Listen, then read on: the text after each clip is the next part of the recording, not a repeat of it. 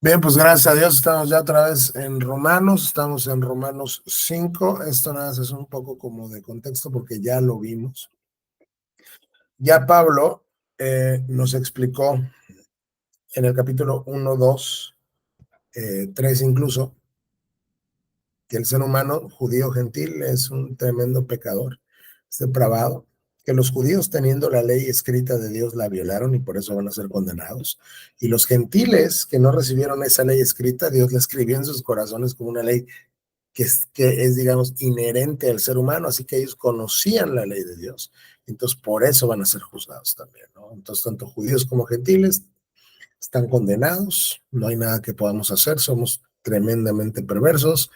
Luego nos habla sobre cómo es que Dios justifica al hombre pecador, y ya comienza ahí en el 3 y ya luego más en el 4, y nos pone un ejemplo del patriarca, cómo fue justificado él. Ya nos explicó que él fue declarado justo, no por lo que hizo, sino por lo que creyó. Él le creyó a Dios, Dios le declara justo por su fe y luego entonces le dice, ahora circuncídate. Así que la señal de la circuncisión vino después de que él tuvo fe primero. Esto desde luego se los dice a los judíos, para que entiendan que estar circuncidado no sirve de nada si uno no tiene una fe como la que tenía el patriarca. Y también nos dice, vamos a estos gentiles acá que son incircuncisos, no hay problema por eso, porque el patriarca tuvo fe cuando era incircunciso. O sea, nos pone, digamos, al patriarca como el ejemplo de cómo debemos creer, ¿no? Y nos habla mucho de él. Y luego una y otra vez Pablo nos estuvo diciendo que entonces la justificación y la salvación es por fe, no por obras, es por fe, no por obras. Y luego nos dice, ¿no? Toda la, Julio. Una pregunta, Julio. Ajá. Si se toma en cuenta que ahora el bautizo sustituye a lo que es la circuncisión, entonces no es necesario, vamos a decir, el bautismo para la salvación. El bautismo no salva. O sea, el bautismo no salva, y hay por ahí un pasaje en Pedro, pero hay que interpretarlo en su contexto. El bautismo no salva. ¿Ok? Lo que salva es Dios cuando tú manifiestas fe en él. Pero, por ejemplo, vamos, el ladrón en la cruz, ¿no? Él no se bautizó. Nunca. Digo, no hay tiempo, ¿no? Y hoy vas a estar conmigo en el paraíso.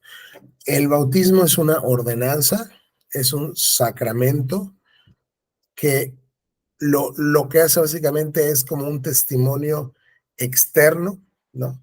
De la realidad interna de cómo recibiste, ¿no? Bueno, pues al Espíritu Santo cuando creíste. O sea, es como un testimonio al mundo de lo que pasó en tu vida, ¿no? O de la fe que pusiste en Cristo Jesús.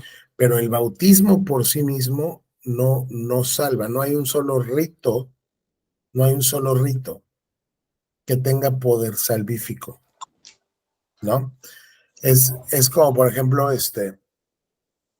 los católicos romanos, cuando bautizan a los bebés, los bautizan para regeneración, que es totalmente distinto a como los bautizan los reformados, ¿no?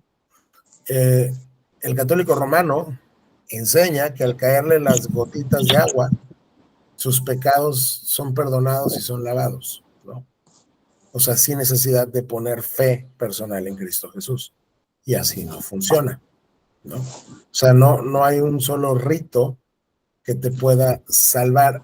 Hay pasajes, principalmente en Pedro, que parecen sugerir eso, pero hay que analizar cómo lo está diciendo Pedro, ¿no? Y cuál es el contexto, pero no salva el bautismo como tal. Es decir, una persona puede poner su fe en Cristo, ¿no? Y pues a lo mejor, o sea, llega, se convierte, poquito después llega, se muere y no se bautizó. No está en riesgo su salvación, porque su salvación viene de su unión con Cristo, y esa unión con Cristo surge en el momento cuando la persona cree, ¿no? Que es el tema de Pablo. El tema de Pablo es la circuncisión era una señal, ¿ok? Posterior a la fe, en el caso del patriarca, ¿no? Para sus hijos era una señal anterior con la esperanza de que manifestaran fe. Entonces, una vez que el bautismo viene y sustituye a la circuncisión, el bautismo para muchos creyentes es una señal posterior a la fe, ¿no? Y para los niños es una señal con la esperanza de que en el futuro manifiesten fe, pero no se bautizan a los niños para regeneración como lo hacen los católicos romanos, ¿no?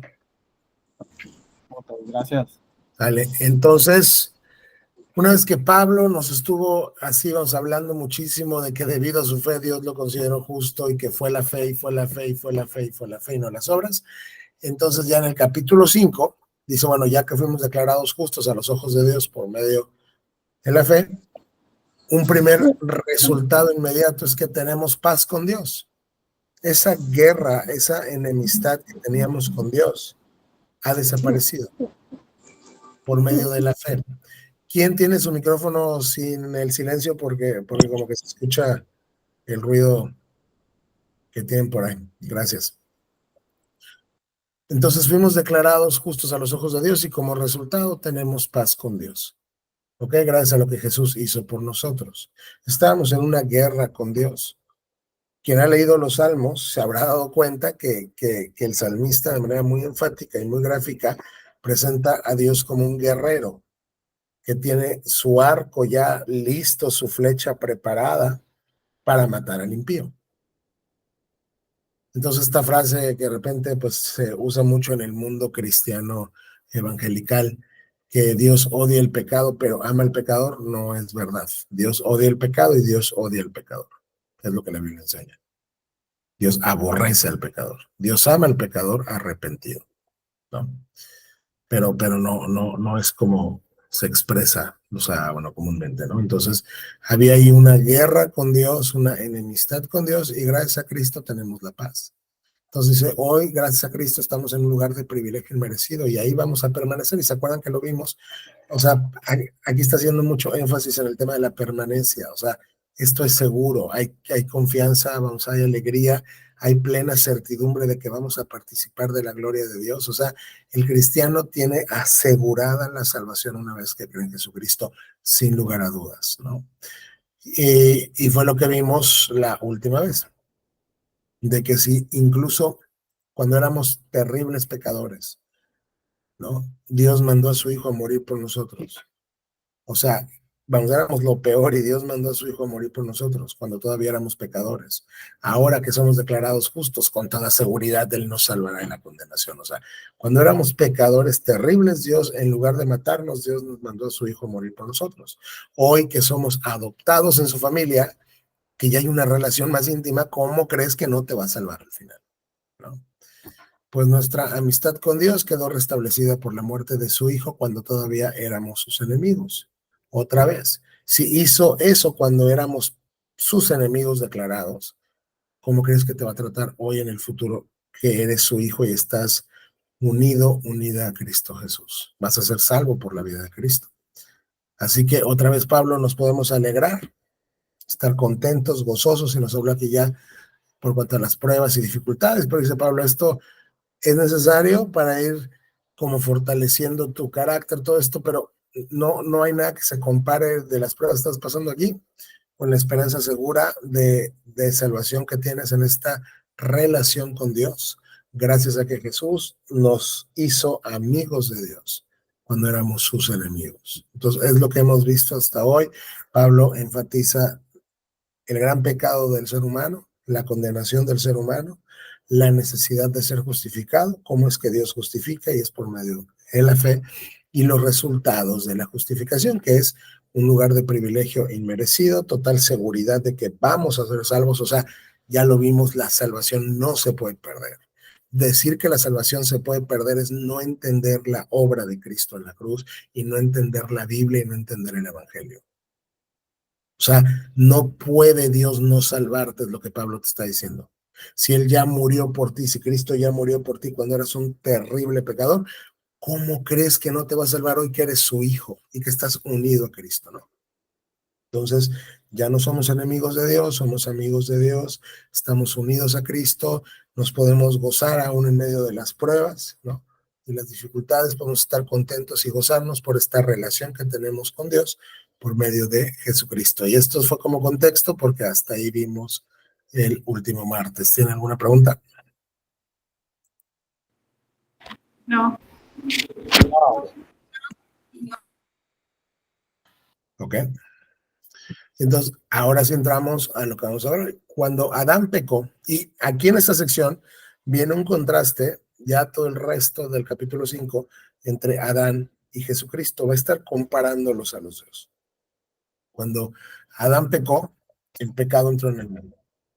Ya sabemos, la Biblia enseña que todos los seres humanos estábamos en Adán. O sea, él era nuestro representante. ¿Ok? El primer hombre. Cuando él peca, toda la humanidad cae con él y entonces el pecado entra al mundo. Por eso es que cuando Adán peca y no Eva, cuando peca él, Dios maldice a la creación. ¿Ok? O sea, ahí viene esa maldición ya para la creación entera. El pecado de un hombre, vamos, Adán, introdujo la muerte. Gracias al pecado de uno, el pecado entró al mundo y gracias a que el pecado entró al mundo, la muerte entró al mundo. Es decir, la muerte como fenómeno no es natural. Siempre que estás en la primaria te van a enseñar que hay un ciclo, bueno, pues como natural, que naces, creces, te reproduces y mueres. Así me lo enseñaron en la primaria todavía, ¿no? Naces, creces, te reproduces y mueres. Como que lo natural. Pero la muerte en la economía de Dios no es natural. La muerte es sobrenatural. Dios no creó al hombre para morir. La muerte entró como un juicio divino al pecado del hombre. Entonces, gracias a que el hombre peca, el pecado entra al mundo y gracias a que entra bueno, pues el pecado al mundo, entra la muerte, de modo que la muerte se extendió a todos porque todos pecaron. Entonces, un hombre pecó, nuestro representante, por él entra el pecado en el mundo, ya nacemos con una predisposición a pecar. O sea, cuando tú pecas es porque eres un pecador de corazón y no al revés. No, no es porque eres un pecador porque pecas, no, tú pecas porque ya, o sea, porque tú naciste con esa predisposición al pecado ya. El pecado entra al mundo y gracias a tu pecado te mueres. Todos los seres humanos van a morir y todos vamos a morir físicamente porque todos hemos pecado. Todos.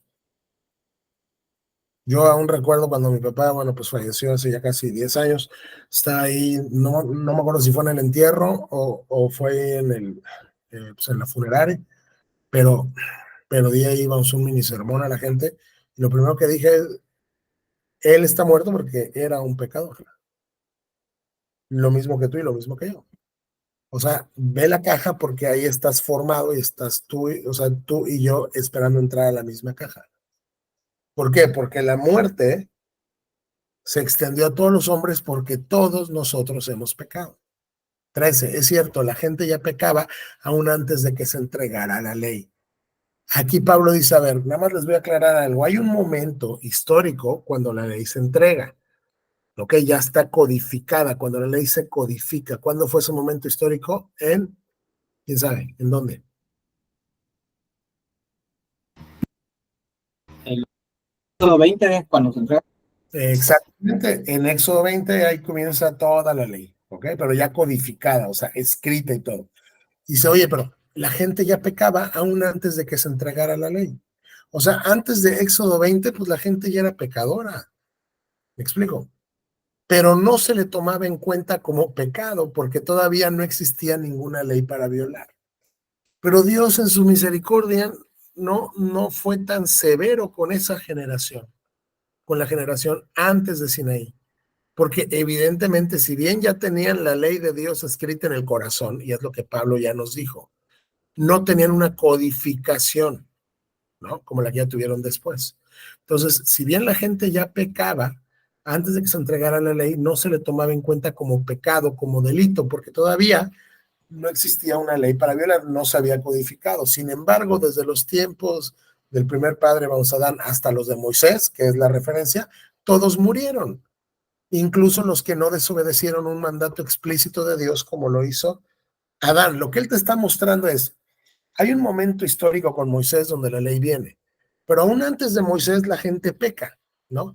Y Dios muchas veces le retuvo el juicio, pero hay un juicio que no le retuvo y es que se murieron todos, desde el primer hombre hasta Moisés. ¿Por qué? Porque todos pecaron, ¿ok?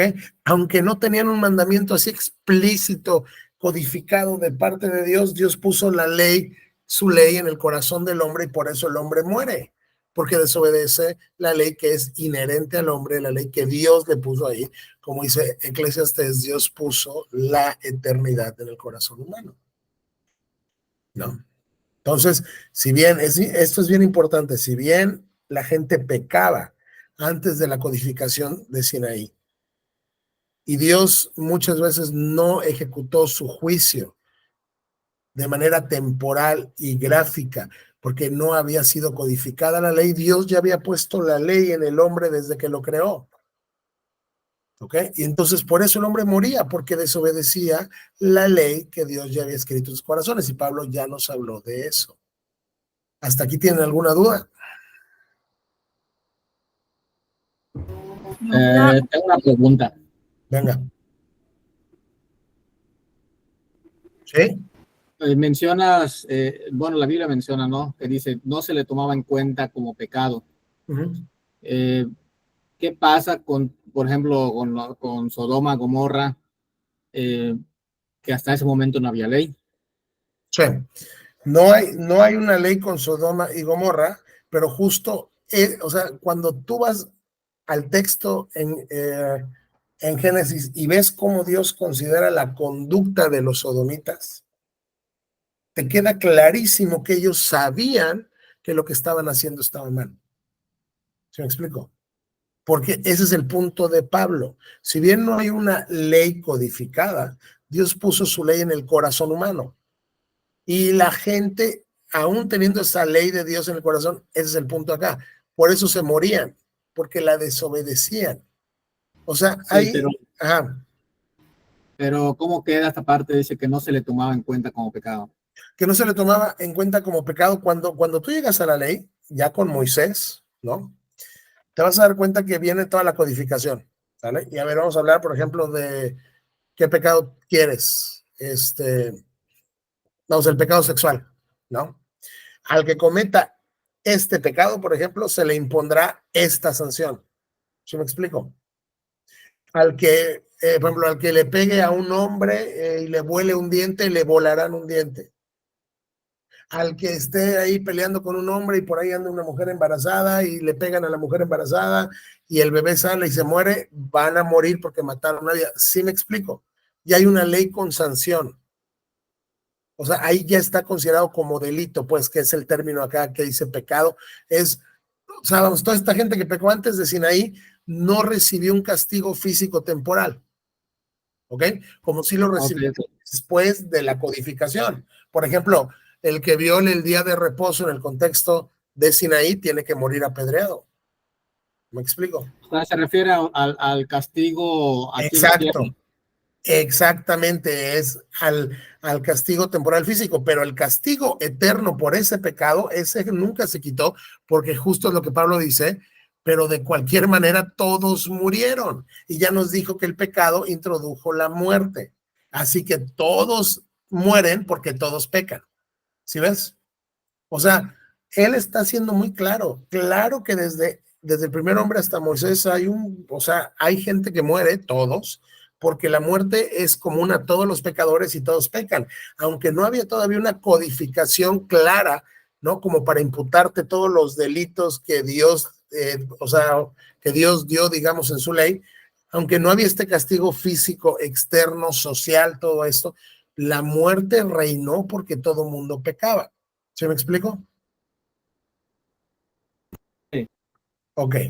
Sí, es importante que quede claro por aquí, Pablo, como que va a dar un poquito de vueltas en la argumentación. ¿Dónde voy? Ok, aquí. Entonces, ya nos dijo desde el primer hombre hasta Moisés, no hay una ley escrita, pero todos o sea, pero todos mueren porque todos pecan contra la ley que Dios dejó en sus corazones. Ahora bien, Adán es un símbolo, una representación de Cristo, quien aún tenía que venir. Hay una manera en la cual Dios trabaja en la Biblia, que es con tipos y con antitipos. O es lo mismo como que decir sombra y sustancia. Hay personas o lugares o ciertos eventos en el Antiguo Testamento generalmente que son sombras, son tipos de una realidad futura que todavía no existía. O sea, aquí en la Tierra. ¿Me explico?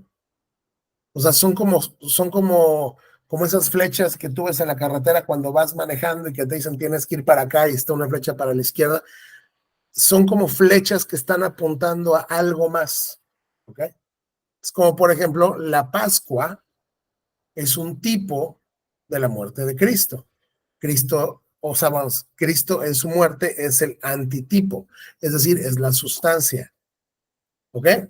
Lo que es la sombra es el tipo y lo que es la realidad es la sustancia, es el antitipo. ¿Queda claro o no queda claro ese tema? Sí, nomás dijiste, la Pascua es un tipo del Tipo antitipo de Cristo. es un tipo de cuando Jesús está muriendo en la cruz, ¿no? O sea, es el cordero inmolado por el pecado del ser humano. ¿Ok? Y el Antiguo Testamento está lleno de tipos. Y Cristo es el antitipo de muchos de esos tipos. Uno de esos tipos es el primer hombre. Él era un símbolo, una representación de Cristo, quien aún tenía que venir. Es decir, cuando Dios crea al primer hombre, Él está siendo un tipo de Jesucristo. ¿En qué sentido? Lo vamos a ver ahorita. Pablo lo va a explicar. Entonces, el primer hombre, vamos, Adán, es un símbolo, una representación de Cristo, quien aún tenía que venir. Pero hay una diferencia grande entre el pecado del primer hombre, vamos, Adán, y el regalo del favor inmerecido de Dios. Aunque hay una relación de tipo y antitipo entre el primer hombre y Jesucristo, hay una diferencia entre las consecuencias de lo que hizo uno y lo que hizo el otro. ¿Ok?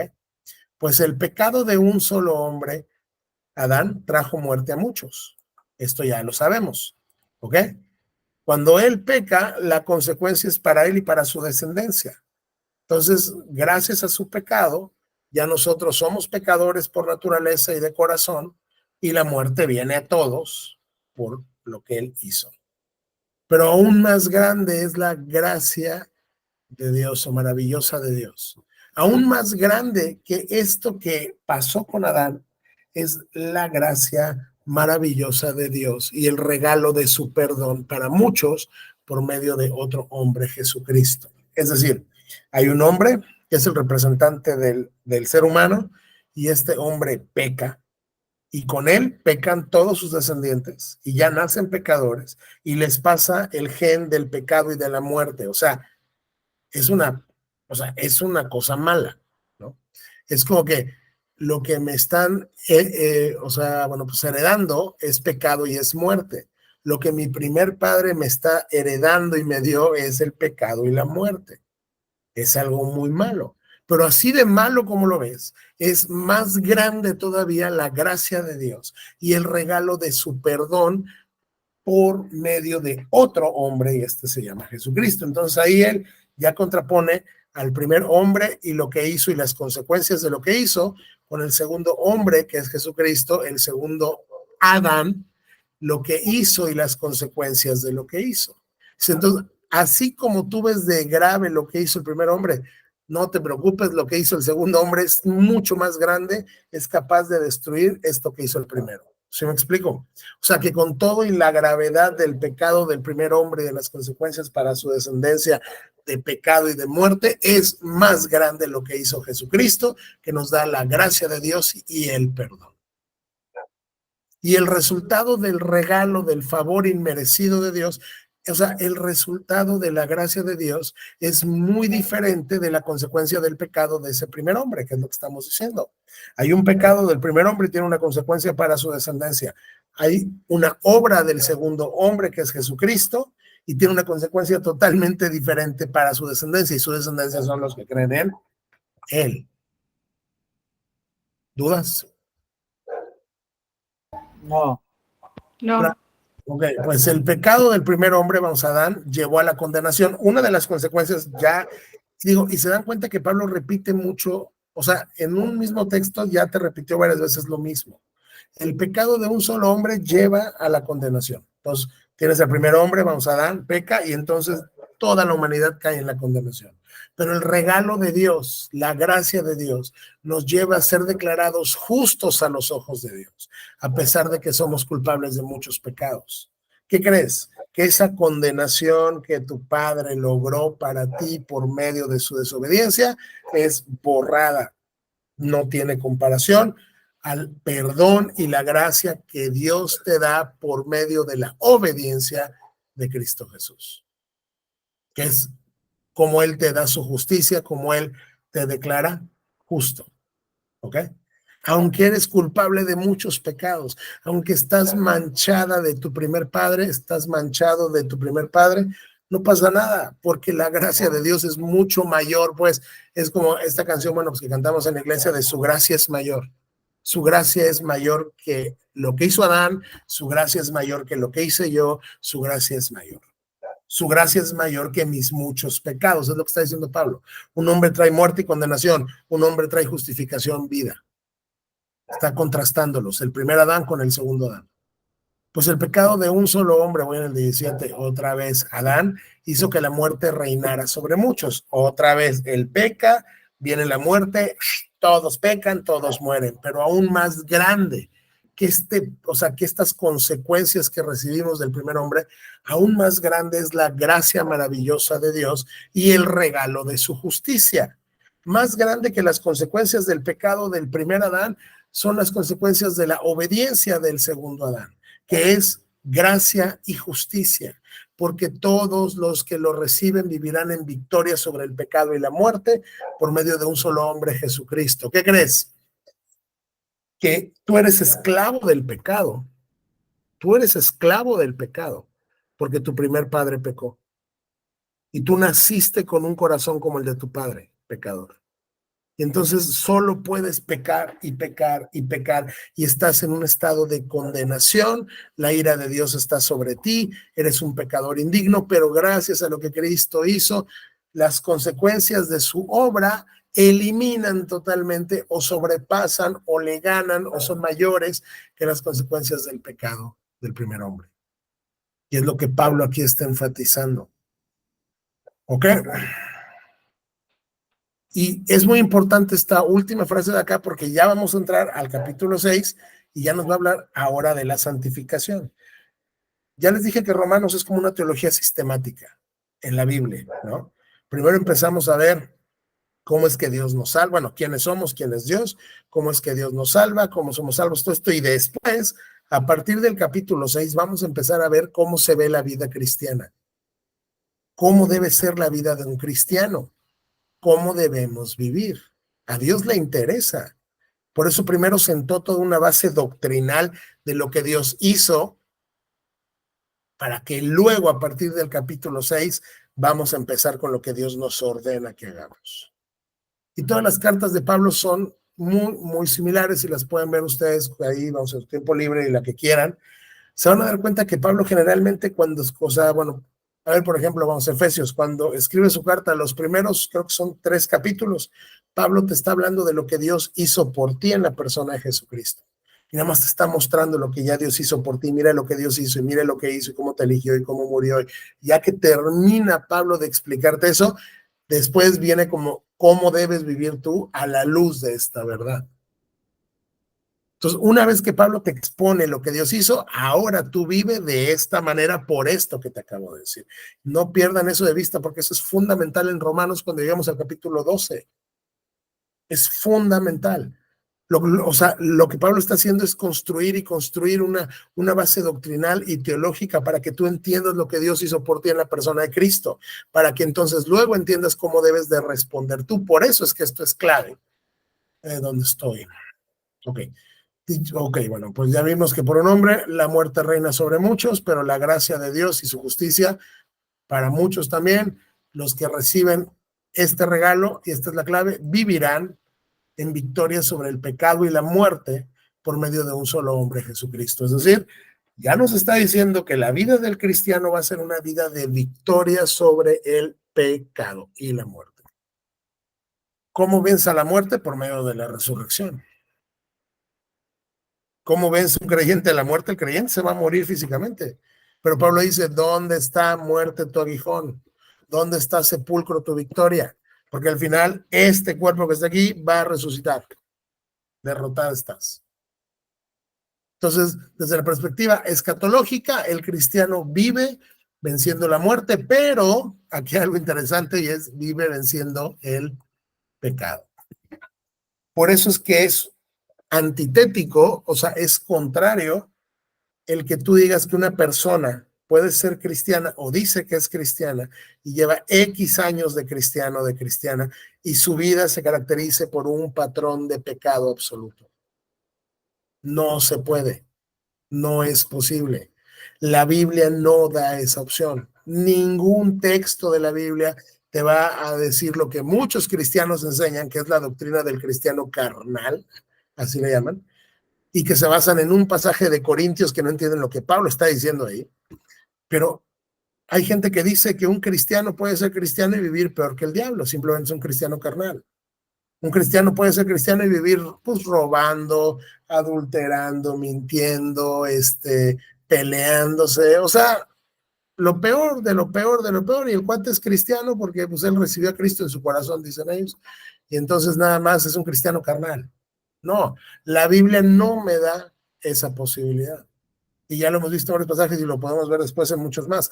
Todo aquel que recibe este regalo de la justicia y la gracia maravillosa de Dios, la gracia de Dios, vivirá en victoria sobre el pecado y la muerte por medio de un solo hombre, Jesucristo, así como estamos condenados por lo que un solo hombre, el primer padre, hizo por nosotros, estamos declarados justos por lo que el segundo hombre, Jesucristo, hizo a favor del pueblo de Dios. Así es, un solo pecado del primer padre, vamos Adán, trae condenación para todos. Otra vez, la quinta vez que Pablo nos dice lo mismo. Por un pecado, un solo pecado del primer padre, ¡pum!, toda la humanidad condenada.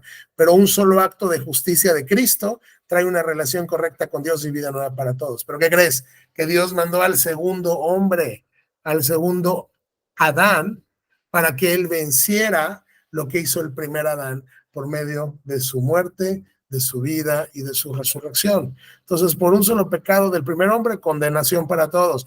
Por un solo acto de justicia de Cristo, relación correcta, es decir, justificación con Dios para todos y vida nueva para todos, desde luego para todos los que creen.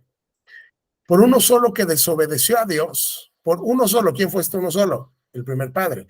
Por uno solo que desobedeció a Dios, muchos pasaron a ser pecadores, o sea, todos nosotros ya pecadores porque nacimos con el corazón pecaminoso que nos heredó el primer padre.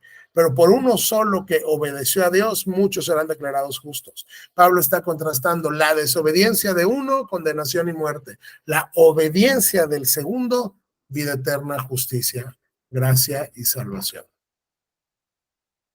¿Hasta aquí tienen alguna duda? No. Por eso es que cuando lean Hebreos, se van a dar cuenta que el escritor es así, como muy explícito, dice que básicamente quien tenía que morir por los hombres tenía que haber sido un hombre, no un toro, no un animal. ¿Por qué? O sea, a ver si encuentro ahorita. Denme un segundo, déjenme ver si encuentro el pasaje que quiero enfatizar. Sí. Oye, pero entonces, digo, ya sé que no pasó, pero si hubiera pasado así, si Eva hubiera comido del fruto y Adán no, ¿qué? O sea, Esa es porque una pregunta, si se está esa es una enfocando solo pregunta, como muy bien. Esa es una pregunta muy, muy interesante y la respuesta teológica, digo, ya saben que les voy a contestar, ¿no? Ya lo saben como de antemano, porque así explícitamente no viene, pero esa pregunta sí la podemos pensar un poco más. Y el punto es, si Eva hubiera pecado, ¿ok? Y no Adán, quien se hubiera muerto nada más era Eva. ¿Me explico? Pero no el resto de la humanidad, porque nosotros estábamos representados en en Adán, no en Eva. Ese es el punto. Hay como una cabeza federal de este lado que es Adán y luego hay una cabeza federal que es Cristo. Es el primer Adán y el segundo Adán. No es Eva. Entonces, si pensamos un poco y teologizamos un poco, nos podríamos atrever a decir que o sea, bueno, que si hubiera pasado esto en ese momento, quien moría, pues era Eva, ¿no? Digo, si no hubiera pecado el hombre, que era quien estaba como que llevando en sus lomos al resto de su descendencia. Sin embargo, no puedo, digamos, asegurarlo ni ser como que dogmático en eso, simplemente es una aproximación. ¿Sí? ¿Quién más levantó su mano?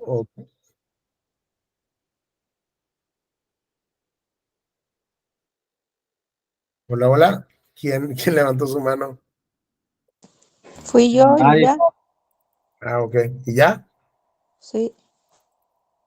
Ah, ok. Deme un momento. Es que quiero ver si encuentro el pasaje que quiero enfatizar ahorita. Ya, sí. Vamos a Hebreos. Bueno, aquí rapidísimo nada más, ¿no? Déjame terminar primero acá para allá. Ya iré para allá.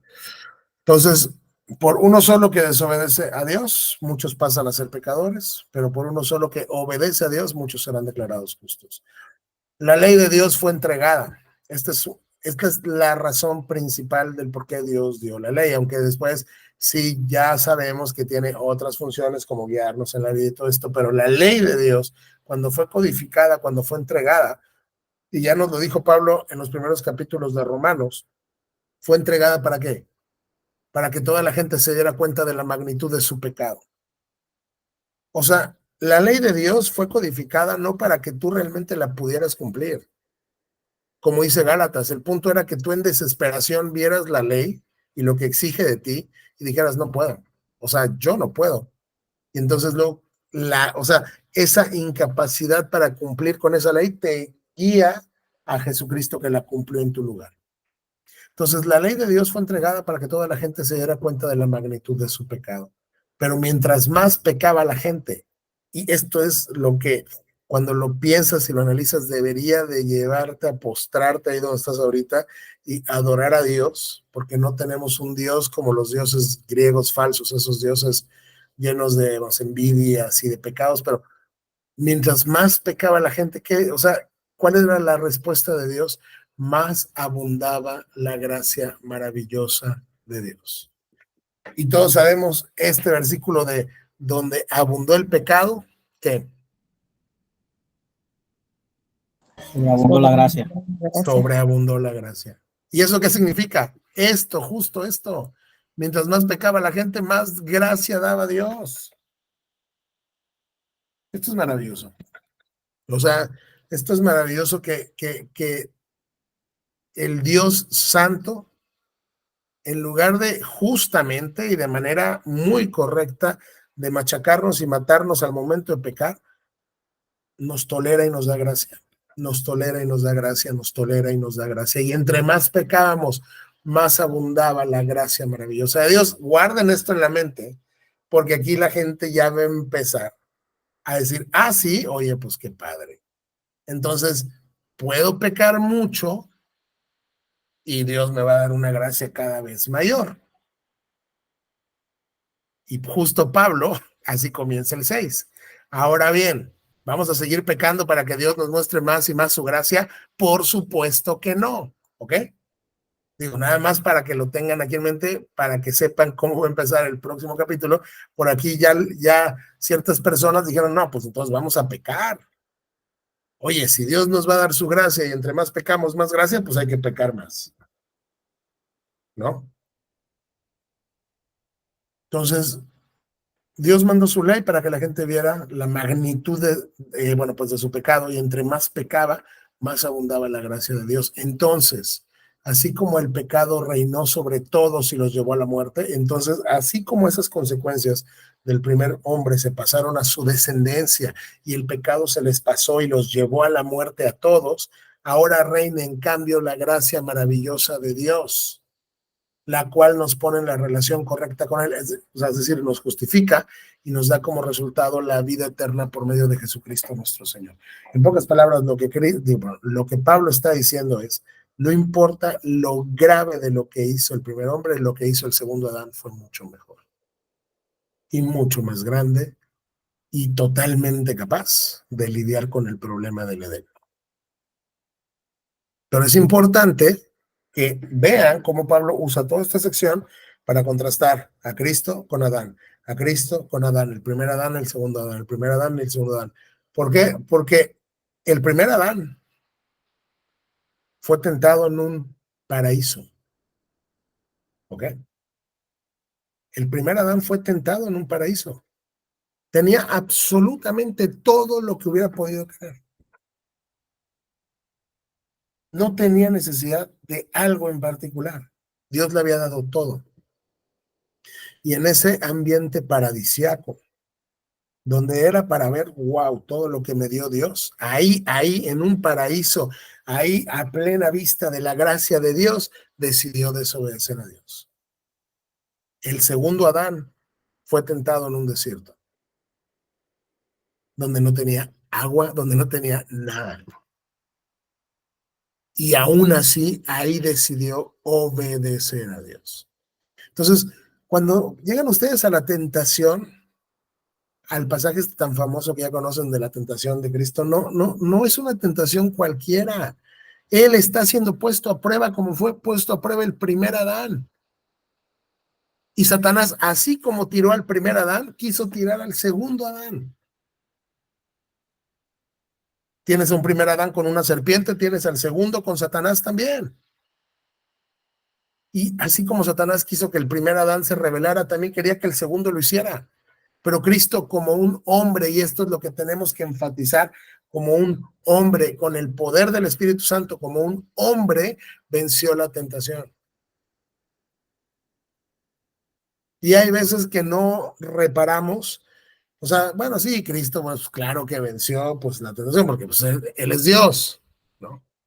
Sí, claro que Él es Dios, pero Él no vivió aquí en la tierra como Dios. Él vivió como un hombre, eso es un misterio.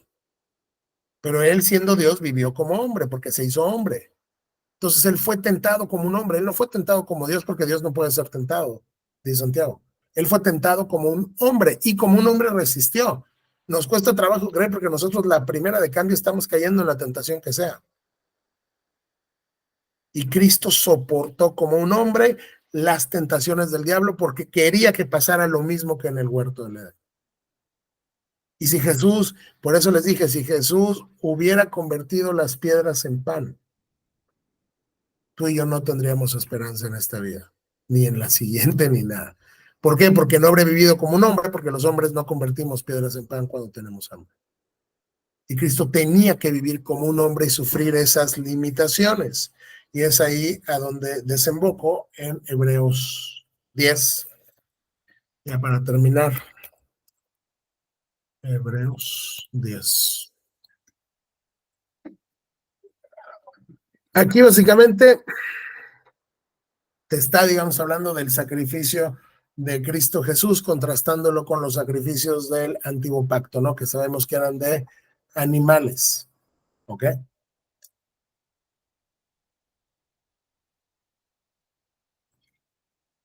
El sistema antiguo bajo la ley con Moisés era solo una sombra, ya vimos esta palabra, una sombra es un tipo de un antitipo o una sombra de una sustancia, un tenue anticipo de las cosas buenas por venir. Eso es una sombra, ¿no? Como que algo que te apunta que va a venir algo como esto, pero mejor, ¿ok? No las cosas buenas en sí mismas. La sombra no es la sustancia. La sombra o el tipo te van a apuntar a la sustancia o al antitipo, pero no son ellos, ¿ok? Bajo aquel sistema, y ya lo saben ustedes, se repetían los sacrificios una y otra vez, año tras año, pero nunca pudieron limpiar por completo a quienes venían a adorar. Oye, ¿por qué era necesario que año tras año y cada fin de semana se presentaran los mismos sacrificios? Porque no tenían el poder de limpiar al adorador de su pecado. Si los sacrificios hubieran podido limpiar por completo, entonces habrían dejado de ofrecerlos, porque los adoradores pues ya estarían totalmente purificados una sola vez y para siempre, y ya no hay culpa ni nada, ¿no? O sea, si los sacrificios de los animales hubieran sido suficientes, pues ya no se ofrecen más, porque ya cumplieron su propósito, pero el punto de que se estén ofreciendo y ofreciendo y ofreciendo nos muestran que no servían para realmente limpiar al hombre de manera definitiva. Pero en realidad esos sacrificios les recordaban sus pecados año tras año. uno de los puntos que Dios usaba con esos sacrificios para el ser humano era que otra vez te toca. ¿Por qué? Porque sigue siendo un terrible pecador. Y el próximo año otra vez te toca. ¿Por qué? Porque eres un terrible pecador. Era una manera en la cual Dios te está recordando de tus pecados. Y esto es lo clave acá. Pues no es posible, no se puede, es imposible que la sangre de los toros y las cabras quite los pecados. ¿Por qué creen ustedes que es imposible que la sangre de los toros y las cabras quite tus pecados? ¿Por qué?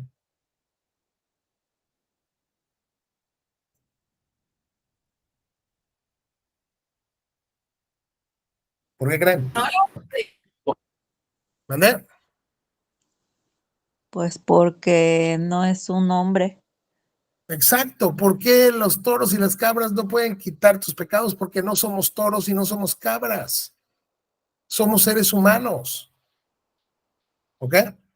Por eso aquí dice, por eso cuando Cristo vino al mundo le dijo a Dios, este es un diálogo entre Cristo y Dios, tú no quisiste sacrificios de animales ni ofrendas por el pecado, pero me has dado un cuerpo para ofrecer. O sea, me hiciste un ser humano. ¿Por qué? Porque era un ser humano quien pecó en el huerto, ¿ok? Quien trajo esta condenación y maldición al mundo, un ser humano tenía que librarlos, no un toro, no una cabra, porque no son toros y no son cabras, son seres humanos. No te agradaron todas las ofrendas quemadas, ni las ofrendas por el pecado. Luego dije, aquí estoy, oh Dios, he venido a hacer tu voluntad, como está escrito en las escrituras de mí. Primero, Cristo dijo, no quisiste sacrificios de animales, ni ofrendas por el pecado, ni ofrendas quemadas, ni otras ofrendas por el pecado. Todas estas ofrendas tampoco te agradaron, aun cuando la ley de Moisés las exige, aun cuando estaban exigidas por la ley de Moisés, ya nos dijo que eran para estarle recordando a la gente su pecaminosidad, solo para cubrir como de manera temporal sus pecados. Pero no, pero no era el sacrificio, que Dios requería para que toda la condenación que trajo el primer hombre fuera anulada, ¿ok? Entonces, lo que Cristo está aquí diciendo es, yo tuve que hacerme un hombre, tú me diste un cuerpo.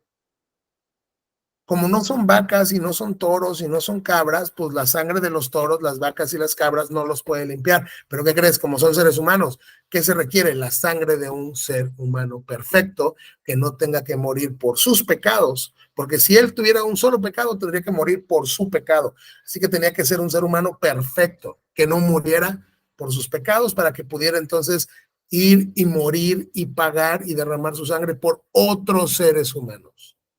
Por eso es que así como el primer padre fue tentado, él fue tentado también. El primer padre cayó, él resistió. Este fue tentado en un huerto donde tenía todo lo que podía querer. Este fue tentado en el desierto, y aún así resistió la tentación de Satanás.